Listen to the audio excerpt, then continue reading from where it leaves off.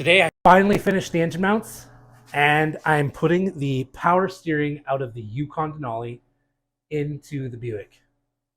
How am I going to do that? Stay tuned to find out.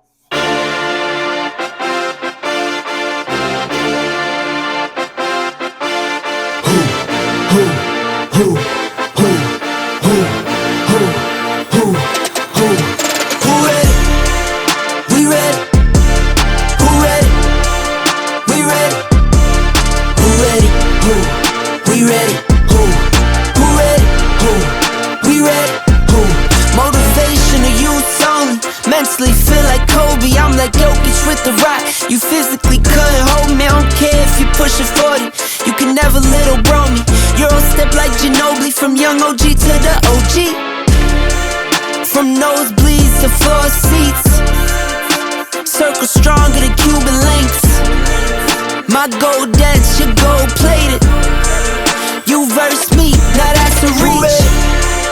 We ready, who ready? We ready, who ready, who? We ready, who? Who ready, who? We ready, who ready? We ready, been ready, I waited, my turn, on God, held steady. I keep dropping back to back, I keep going if you let me. I've been sitting at the top, looking down at those who left me. Promise I'm not being petty, I'm the one they envy. Brody moving state to state, make $1 million out the semi. Plus I grinded from the start. What's up, guys? As you just watched, I got all of the motor mounts figured back out and properly tacked back into place. Yeah, I was having an issue getting them to tack on there nicely. Now they're nice and sturdy tacked on there, and it's not going to fall over while it's sitting here. So motor mounts on both sides, shaped up, tacked in place. Like I said before, I am not a great welder, and I have the cheapest welder on the planet.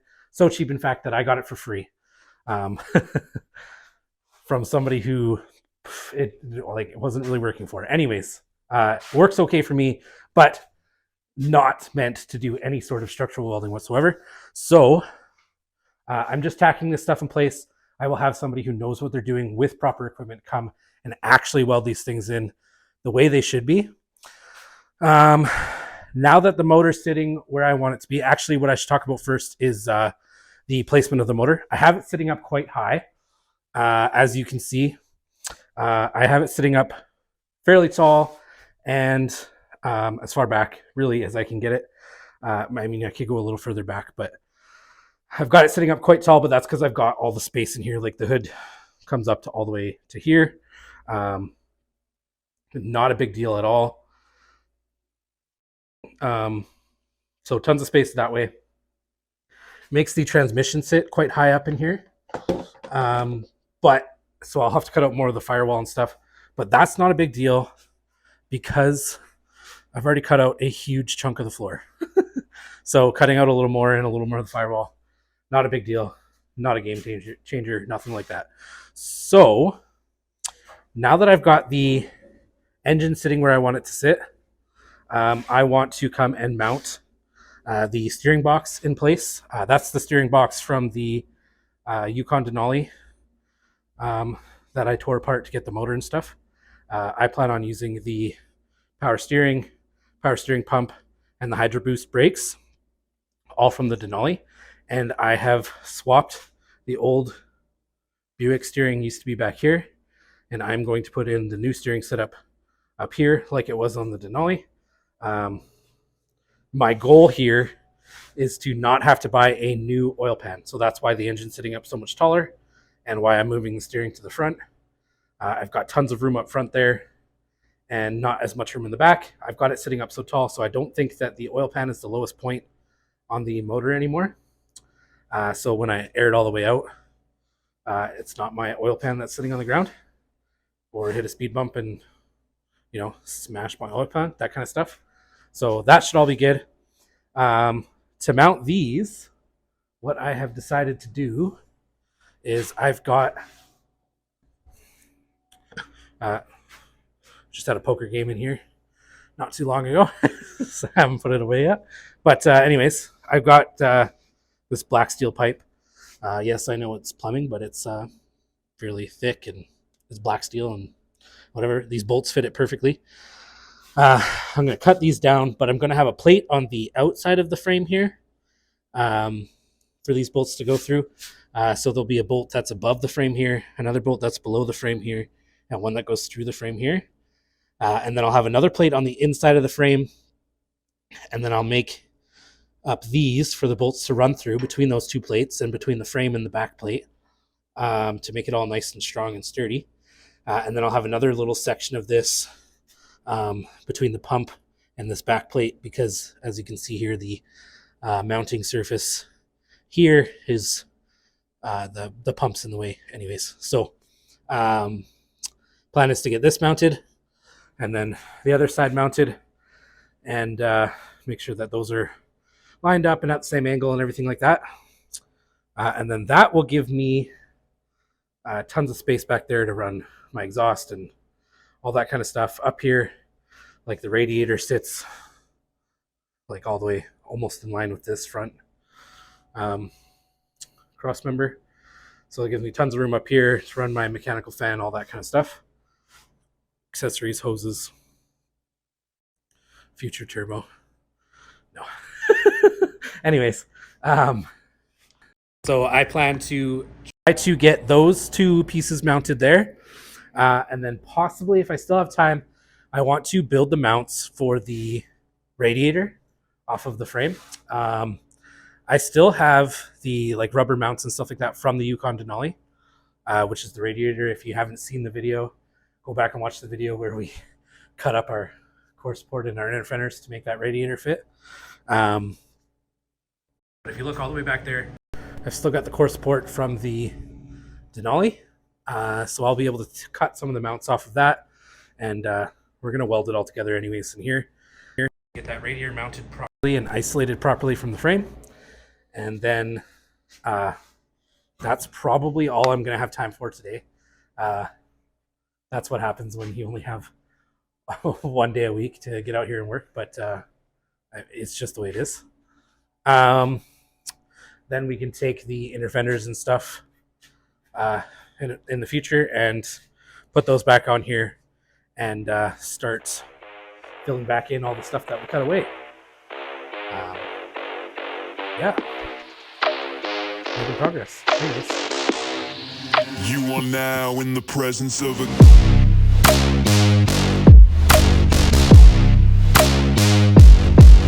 king.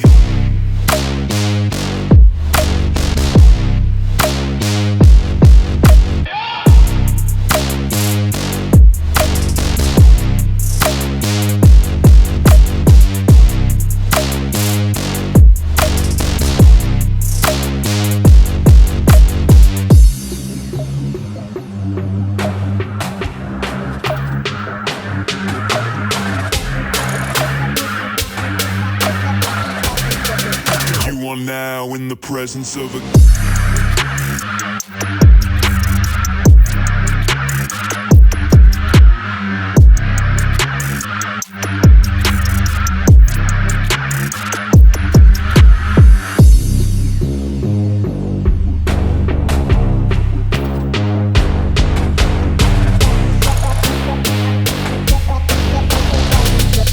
You are now in the presence of a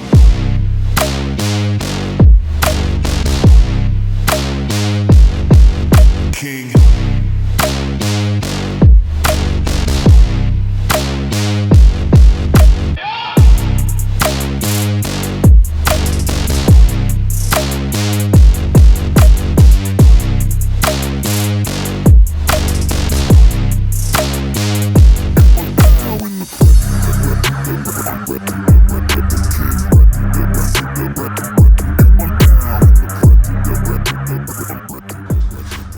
Okay, as you can see here, so just like I said, I cut out these two plates and drilled the holes in them, make them all match up.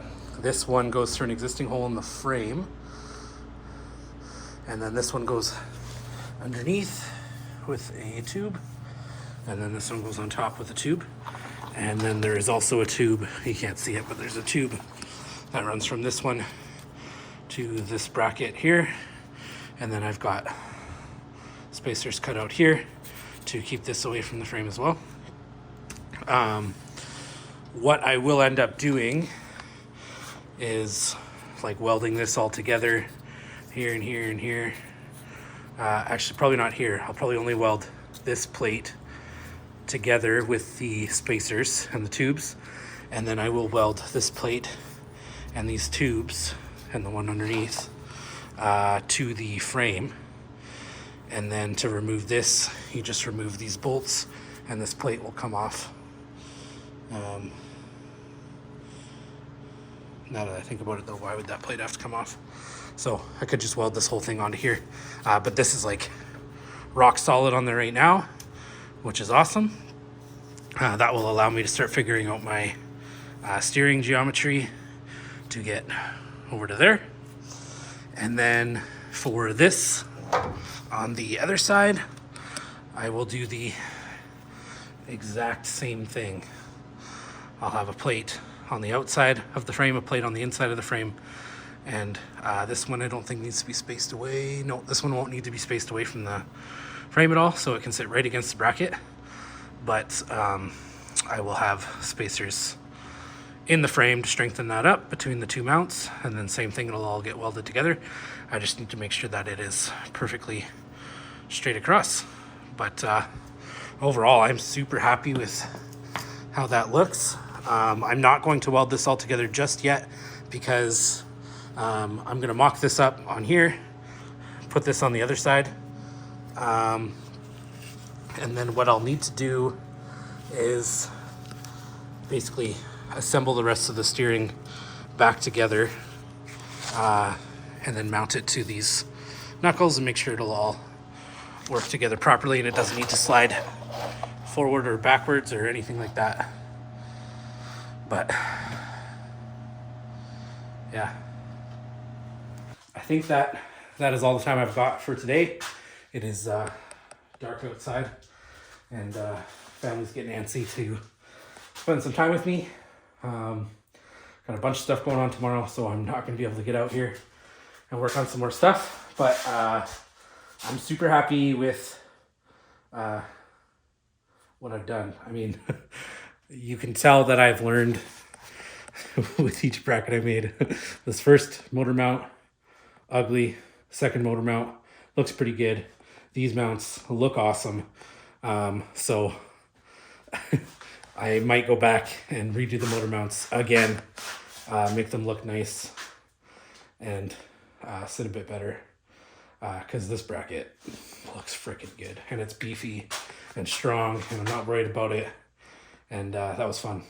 So yeah, off camera, I'll probably just mount that other arm there. And then next weekend or the next Dead Betty video, we will hopefully put together the mounts for the radiator. I was hoping to get to that today, but I've run out of time. So we can hopefully put the radiator mounts together. And yeah, the other thing I want to get looking at is mounting the brake pedal and the master cylinder. I know that I'm probably going to come and put a pretty heavy plate on the front of the firewall here to box in that opening again, because I had those ugly boxes from factory on there, but I'll put some heavy plate in there. And then my brake pedal assembly, you can see that I should be able to, once it's fastened to the master cylinder and stuff like that, I should be able to tie it into something, some of the structure up behind the dash, because in these ones, the firewall is not designed to support the brake pedal and the force it takes to apply on the brakes. So you want to beef that up as much as you can and make sure it works properly, because you don't want that cracking or breaking or coming apart. As always, guys, thanks for watching. Thanks for checking out the video. Thanks for following along.